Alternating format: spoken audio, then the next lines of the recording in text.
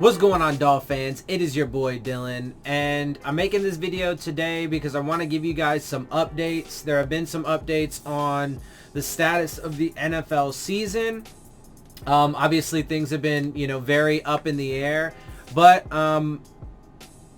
there have been some developments. Obviously, the NFL plans to open the season on time, but they have contingencies, whatever. But they're definitely trying to hold off on those contingencies as long as they possibly can to try and ensure that the season not only starts on time, but then also starts in a way in which that they can allow fans.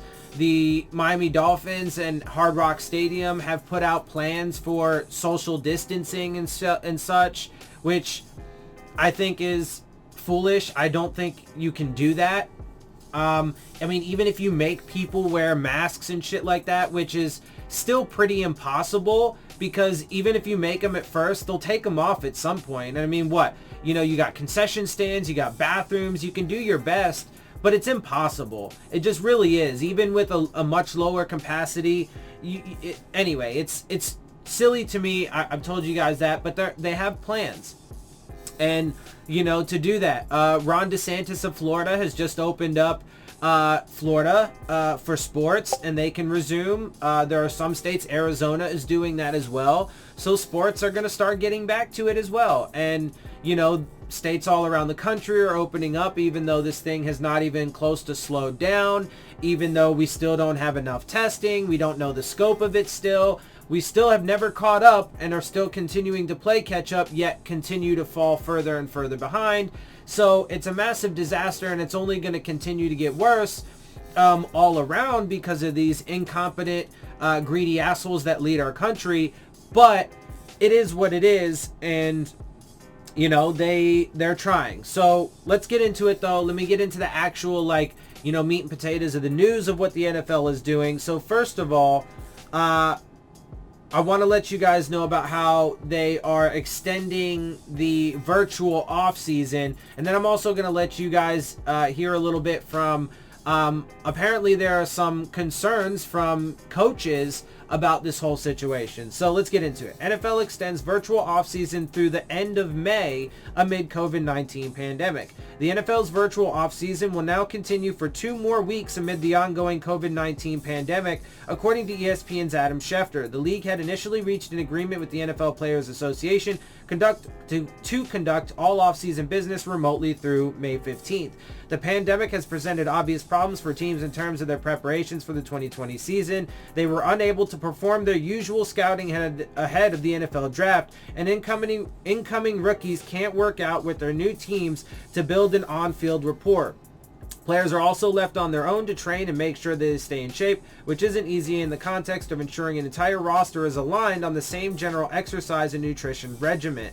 Training camps don't open until mid-July, which is probably the point at which your virtual offseason begins to become a serious problem. If players are unable to attend training camp, it could present the league with a dilemma with the Hall of Fame game on August 6th as the informal start to the preseason slate.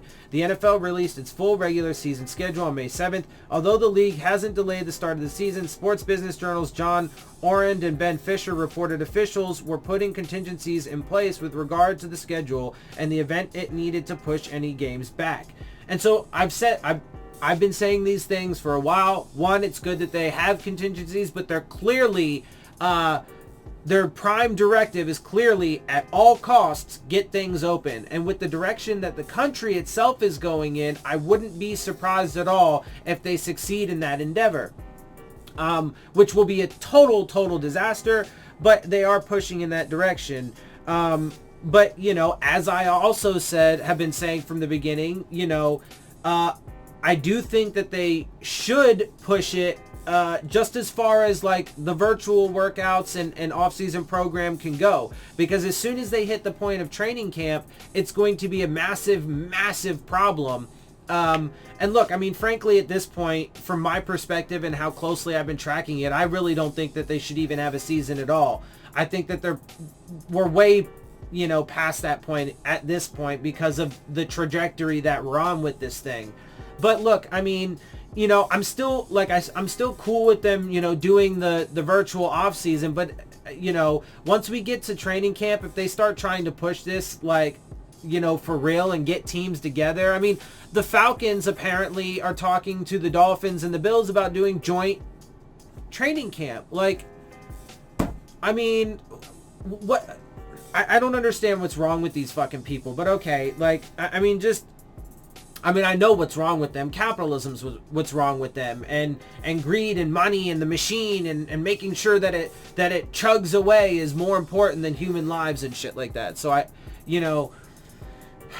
anyway, before I go off on some major tangent, it just, look, it's frustrating and stuff because it doesn't make any sense, but they are pushing and pushing and pushing for it.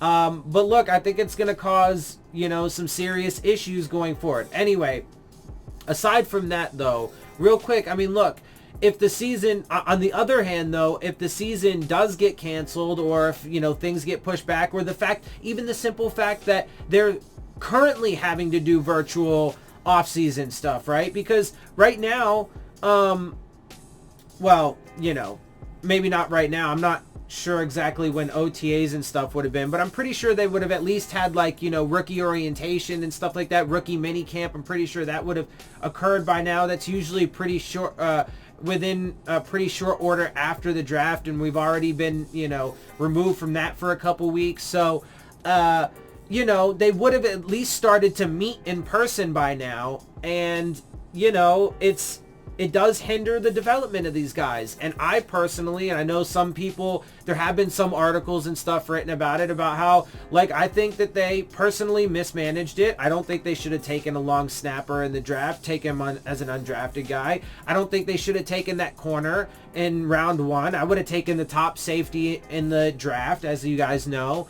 And then, they reached for guys, including their offensive linemen, in my opinion.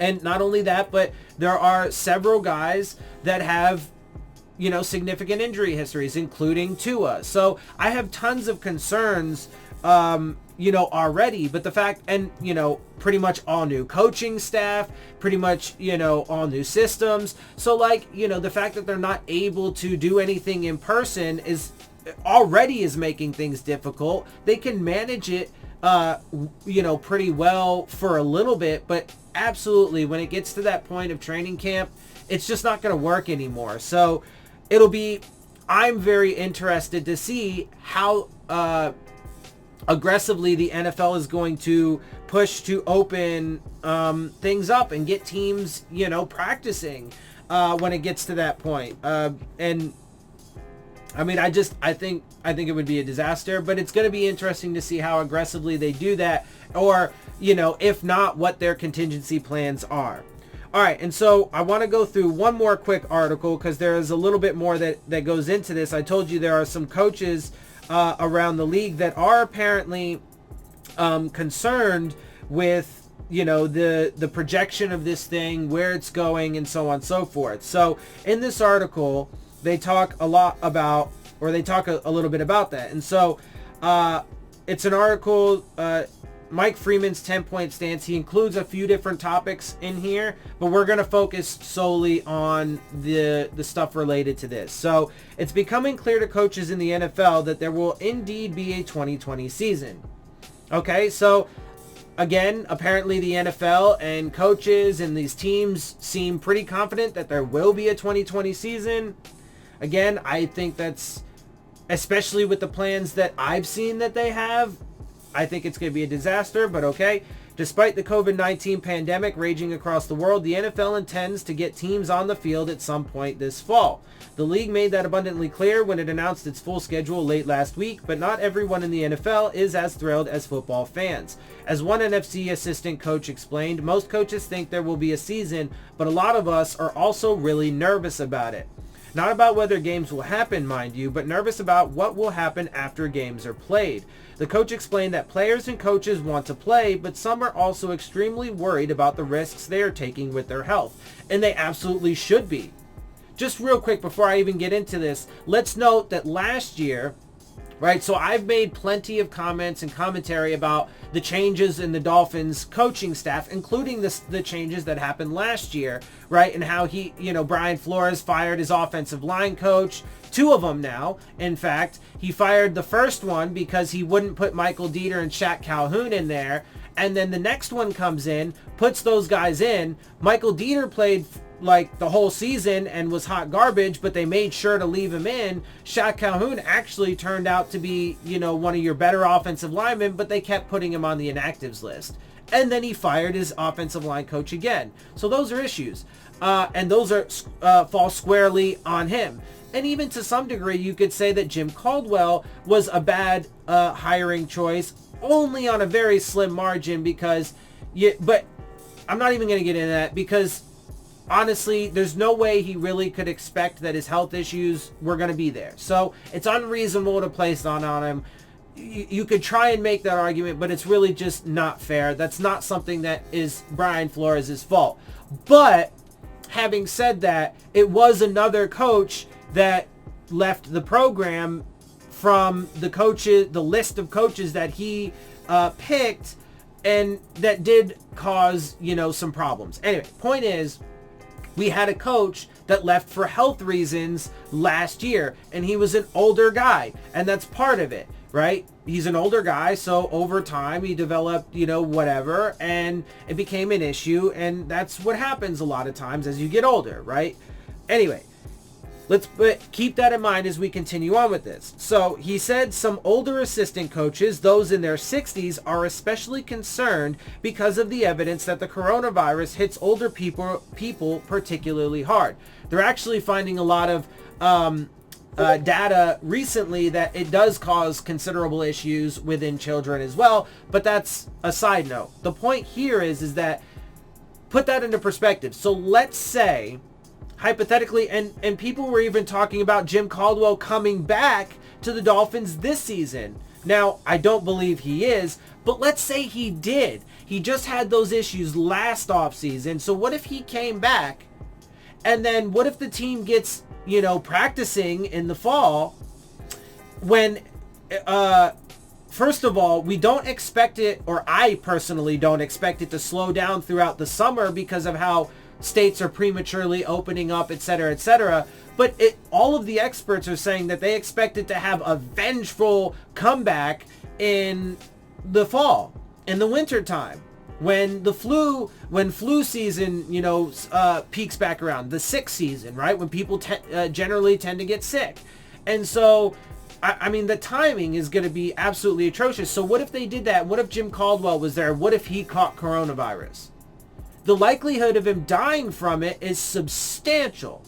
Okay, but that doesn't even go, what about everybody else? But look, you don't have to be in your 60s to die from it. 5-year-olds have died from it. A 6-month-year-old I had seen a report died from it. So there was a 17-year-old that died from it because he got refused admission to the hospital. He probably could have survived it, but he didn't get admitted to the hospital because he didn't have insurance. So look, it kills everybody.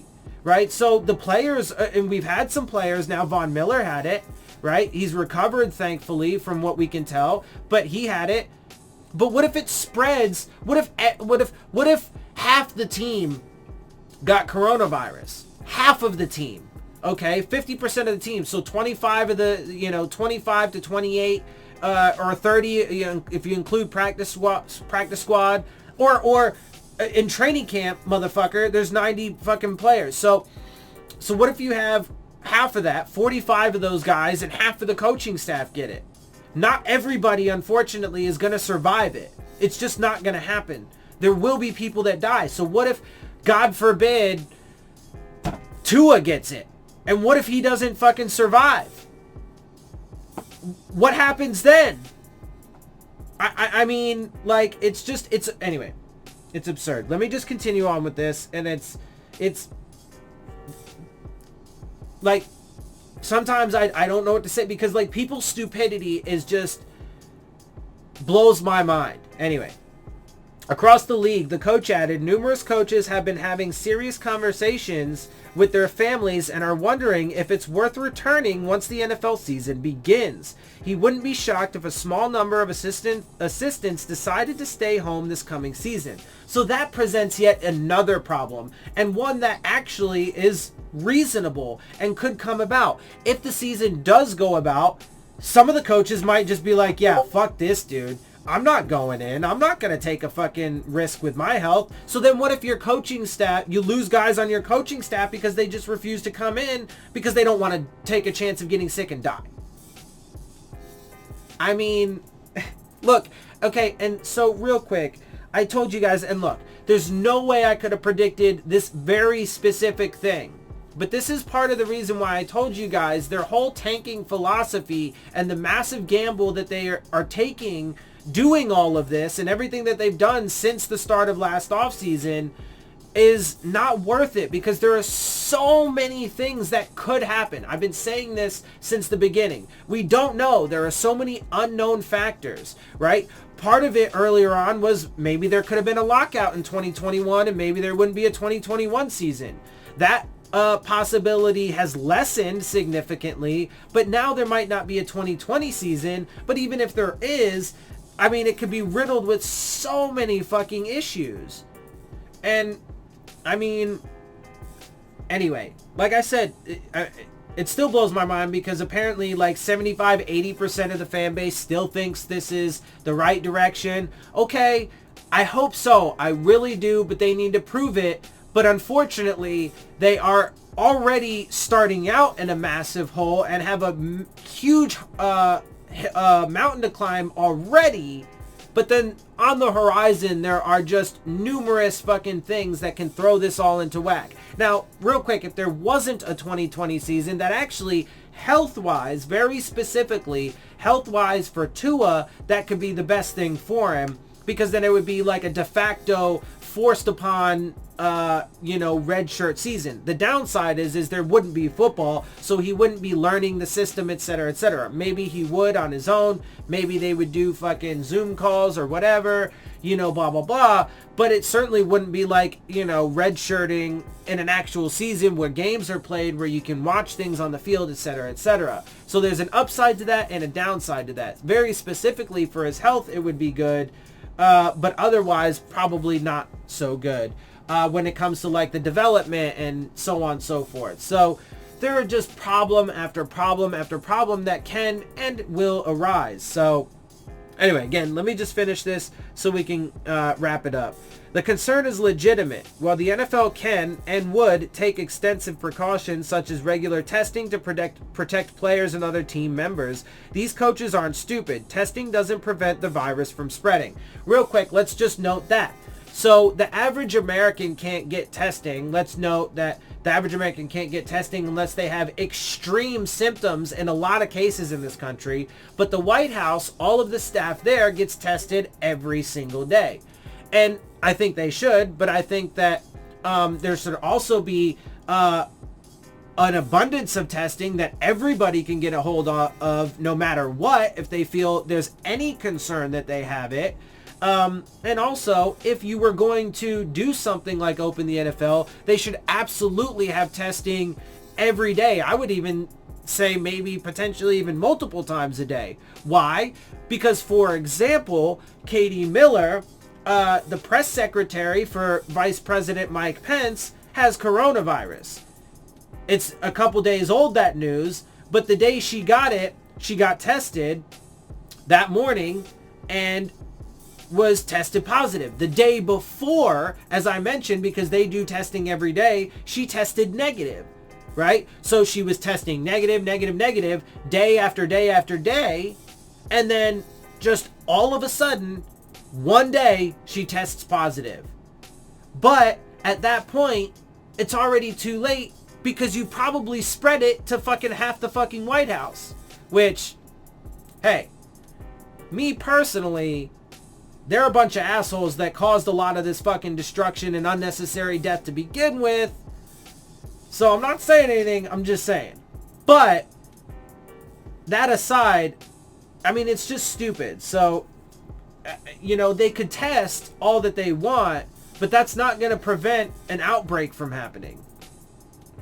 to be clear, especially if they want to have fucking fans there, like, get the fuck out of here. You're fucking stupid. Anyway, to be clear, and then I know I keep adding more, but and then that throws in things that I mentioned before about how you have camera crews and you have support staff and you have referees and all these different guys, and they're going to have to travel to places. I mean, they're talking about maybe potentially, doing it all in one centralized location, which I think would be a logistical nightmare. I don't know, but even if they do that, I mean, you can't. Bringing people together in large groups is not going to stop the spread of this thing. Keeping people apart is going to stop the spread of this thing. Period. Anyway, to be clear, there are plenty of coaches and players who won't think twice about going back to work as usual. They figure, this is what I do for a living, and there's a number of other things that can kill me, so whatever. I've heard them say it. But there's a not insignificant number of others in the league wondering if the risk is worthwhile when the downside could be disastrous. And look, having that type of mentality is absurd because it's not the flu. It's far more contagious. We don't have a vaccine or really any legitimate treatments for it, and it's far more deadly. It's not a fucking it's not dying from a car crash. Car crashes are not contagious, right? I mean, you could have a pileup. I guess that's some loose form of calling it contagious if you want to make some weird comparison or link there. But alcoholism is not contagious. If you die from alcohol poisoning, you can't give it to people. I don't know, if you die from an overdose, you're not going to give it to other people. If you commit suicide, you're not going to, the whole world or people around you aren't going to die from suicide automatically. Things like that are not contagious. Okay, this is contagious. Exceptionally so, right? So, whatever. Anyway, so let's continue on though, because there is a bit more to this. So they talk about the new NFL. So just because the league released the 2020 schedule doesn't mean there won't be big changes in how the season plays out. One league source speculated and emphasized it was just speculation that things could unfold this way. Many camps would be canceled. I mean, obviously that creates a whole bunch of other issues later down the road if there's a season at all, right? Scheme-wise, chemistry-wise, development-wise, all those things. If there eventually was a season without minicamp, then other issues, rear their head, right? Let's see. Fans would not be allowed to watch training camp practices, and training camp might be cut back 1 week, limiting potential exposure to the virus. Limiting it is not negating it or not allowing it to be at all. Right? So you can do your best to limit it, but if you bring people together at all, if you bring the players together, I mean, it's not like they're just going to live in the team facility and you're going to strictly limit their travel and stuff like that. Like, that's not going to happen. They're still going to go to the grocery store. They're still going to go home and interact with other people on their own time. And so, especially if they have the attitude that, other shit could kill me. Fuck it, whatever. Let's get to work. I got to make my money. Right? So, anyway. Players would be tested before and after practice and before and after games. Okay, that's great. But let's say they get tested before the game and everybody's negative. But let's say a fan has it and somehow or another it creeps its way down to them, and after the game somebody tests positive, or half the fucking locker room tests positive, right? Because over the course of a 4-hour fucking game, that thing could spread like fucking wildfire through a stadium. So okay, well, what happens then? Well, my guess is that they would probably shut things down if there's a substantial outbreak. I would hope so, but it's a little too fucking late, and you cocksuckers, excuse my language, but if you do it at that point, it's definitely too late, and you've already allowed it to happen because of your greed, and all you give a shit about is just making sure that, we got to keep the engine rolling. Fuck you guys. Anyway, I'm sorry. I'm just like, I'm pissed about this because they're just so flippant with human life. They don't care, man. They don't give a fuck. All they care about is their greed and their power, and it's disgusting. Teams that play in states in which governors won't allow teams to play would instead practice and play in the closest state that does. Bro, can you not see how that's a fucking disaster? Oh my God. Players and coaches would sign coronavirus waivers. Are you serious? They have to, so what does that mean? If they would have to sign waivers, that would mean that they couldn't hold the NFL or the teams or the owners liable for them contracting it, getting sick, or dying in the event that happens. Are you fucking kidding me?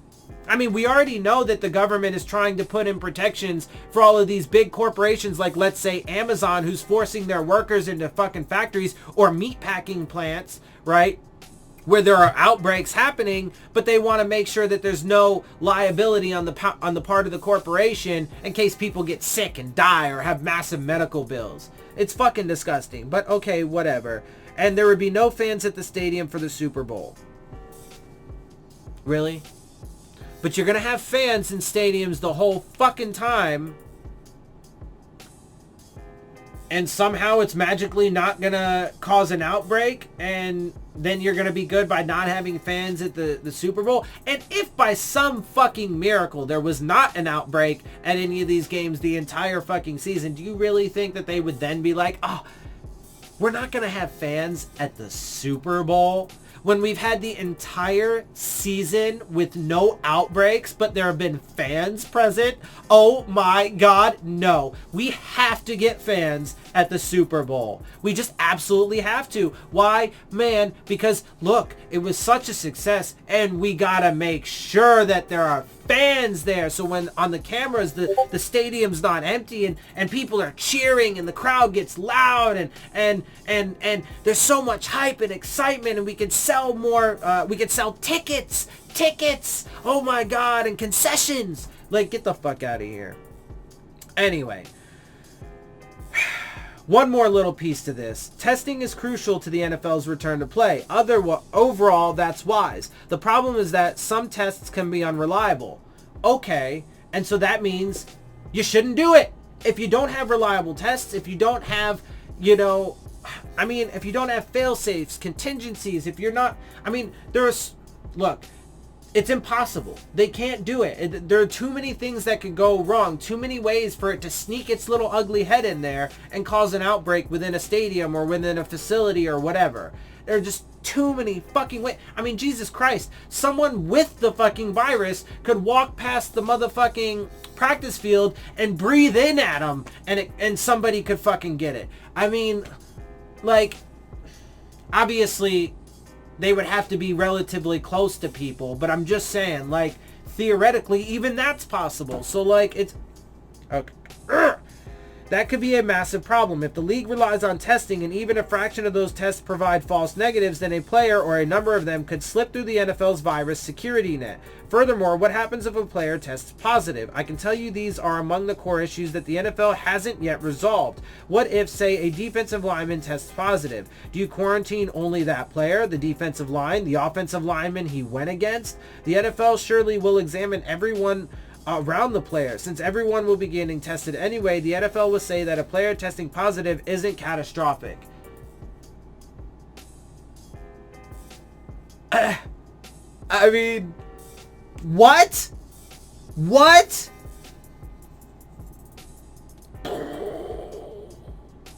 Okay. I mean, what do you say to that? What do you say to that? It wouldn't be catastrophic. Okay, but that gets back to the testing and whether the results are accurate. Players and coaches can only be truly secure if the testing works properly, and that remains uncertain. First of all, again, there are far more things that they would have to do in addition to just the testing, but the fact that the testing is unreliable is a massive problem, but that lends to why it shouldn't happen anyway, why they shouldn't open training camp, why there shouldn't be a season with that lingering issue among many others. And because again, even if the testing was 100% reliable and they tested multiple times every day, before games, after games, before practice, after practice, during practice, every 5 minutes, somebody could still get it, and then it's massively contagious, and you can still spread it like fucking wildfire. Anyway, that's what I got for you guys. That's the update on the NFL and how things are going to this point and how they plan to proceed. And so we'll have to wait and see if it goes all hunky-dory like they hope and expect and so on, or if they open things up and then there are outbreaks and it becomes a massive disaster. So it's a waiting game, and we'll have to see what happens. Alright guys, with that, I'm going to get out of here. I hope you guys enjoy my videos and perspective. If you do, make sure you hit the subscribe button, make sure you hit the like button, make sure you hit the bell if you want to get the alerts. Share my channel and videos with your friends and family. Leave your questions, comments, and concerns down in the comment section. And of course, as always, make sure you follow me on Twitter at Dillon Tartaro. And with that, I am out. I'll see y'all soon. Fins up.